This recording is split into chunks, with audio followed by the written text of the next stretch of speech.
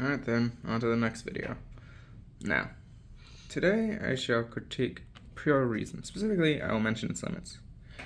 Now, before I go in, reason, or the ability, and this will be my own definition, I'm not pulling this from anywhere,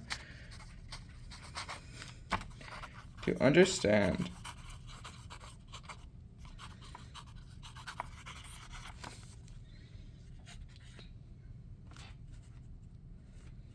one sec. Alright, starting again. Discern.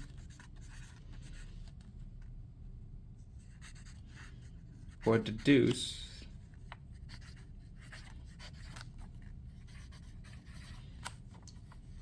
from given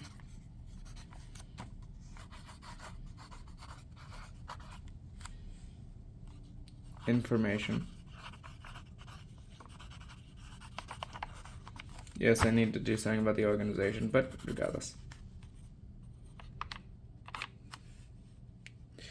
Reason at its base is this: the ability to understand, discern, or deduce from given information. So if you are given, say, a few data points about something, for example, red, fast, and let's go metal or metallic. You might be able to figure out what it is. For example, you might say a car or something of that nature. That is reasoning.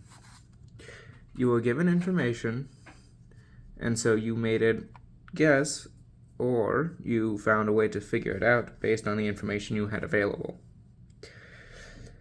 You thus were able to understand what data was given to you, discern its relevance to the topic at hand, and deduce from it a conclusion.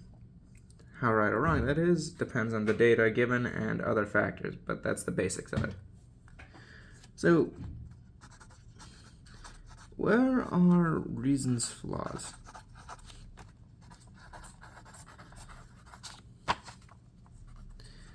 Well, it has two.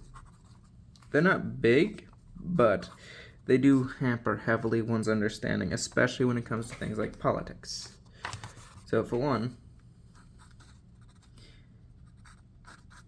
it relies on information, or more specifically, on that which isn't there. See, when you're making a conclusion, sometimes you have to jump a few hoops. That's not a problem, or at least isn't much of a problem. Here's the thing, though. When you need to make a conclusion, you often don't have complete information. For example, let's take the military. When they give an order, they don't know where every enemy is. They don't know exacts, most of the time at least. And so they have to rely on what information they have, and as a result, conclusions can sometimes be, shall I say, less than optimal. However, that's just a side effect of imperfect knowledge. It hurts reason, but it's not, shall I say, a be-all, end-all to absolute reason. Here's the other problem. It's absolute. Pure reason bases itself heavily in the idea of being able to predict, to make a conclusion. It's easy enough to say, oh, well, given this and that, then this will happen. For example, libertarians do it a lot. They look at things that are given and they say, all right, given these factors, the free market's better, therefore an immediate transition is good. But they fail to account for other factors that aren't either known information or things they don't account for. Or rather, they can't account for because they are unable to convert it into information. For example, how many people do you know of that will be able to successfully crush a revolution?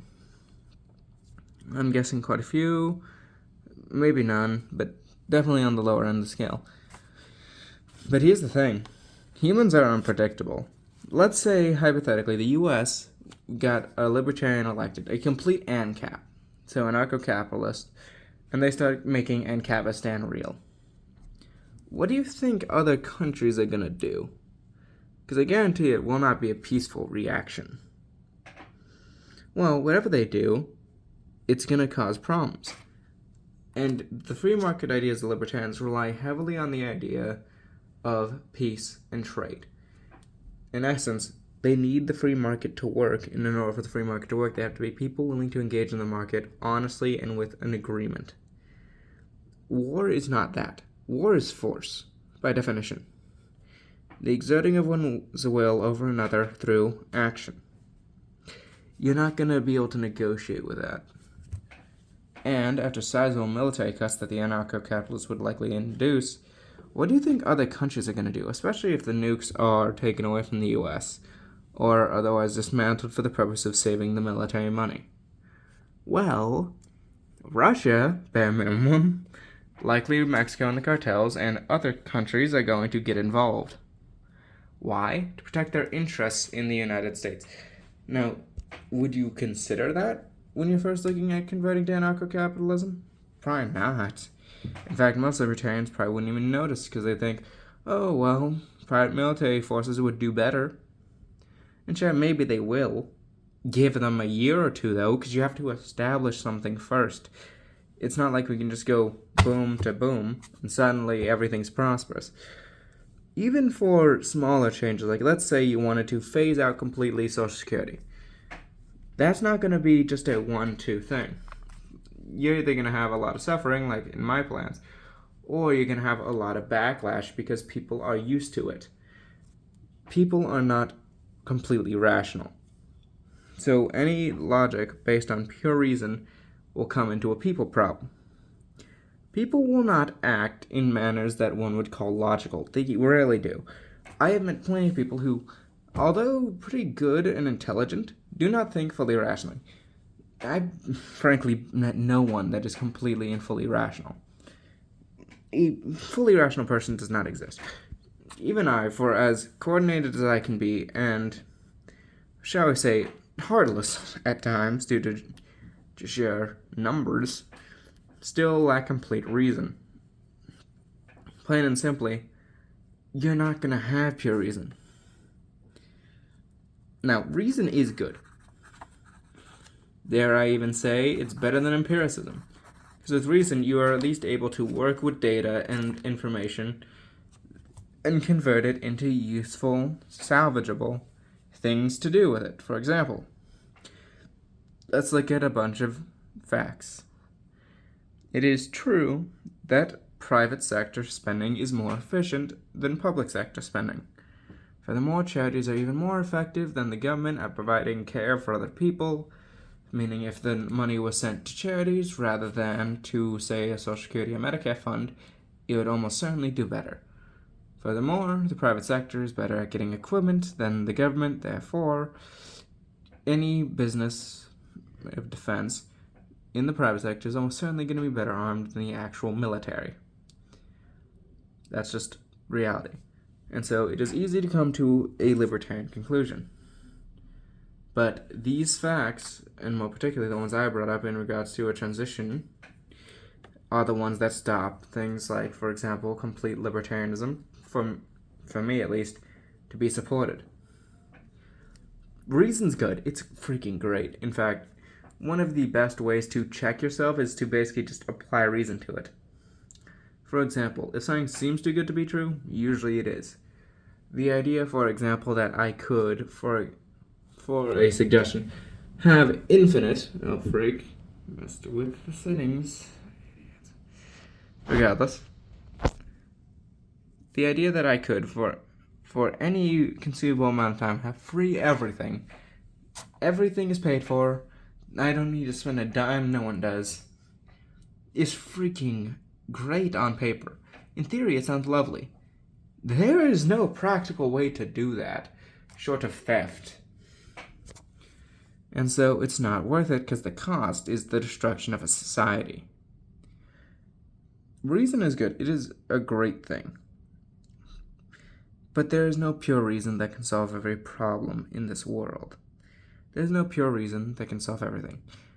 So when you're making a plan, always give leeway.